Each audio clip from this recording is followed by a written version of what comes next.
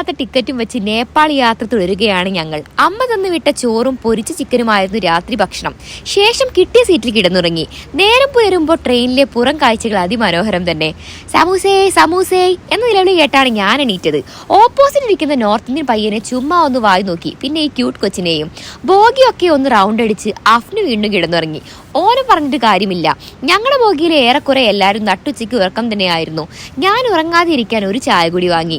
ഞങ്ങളുടെ ബോഗിയിലുള്ളവരെയൊക്കെ ഒന്ന് കാട്ടിത്തരാം. ഇത് ദീദിയും മോളും കൂടെ നോർത്തിൽ ഒരു കല്യാണം കൂടാൻ പോവുകയാണ്. പിന്നെ ഈ 3 നോർത്ത് ഇന്ത്യൻ പയ്യന്മാർ വളരെ മാന്യതയോടെ ഞങ്ങളോട് പെരുമാറി.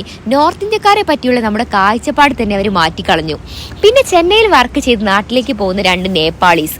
ഈ കൊച്ചിന്റെ ബാല്യം ട്രെയിനിൽ ഡാൻസ് കളിച്ചും കൈ നീട്ടിയും തിരിഞ്ഞു കണ്ടപ്പോൾ നമ്മളൊക്കെ എത്ര ഭാഗ്യം ചെയ്തരാണെന്ന് ഞാൻ ആലോചിച്ചു. വൈകുന്നേരമായപ്പോൾ ഒരു ഊളപ്പരിപ്പുവട വാങ്ങി തിന്നു, കുറച്ച് കടലയും. അപ്പോഴേക്കും അടുത്ത റൗണ്ട് സമൂസ എത്തി.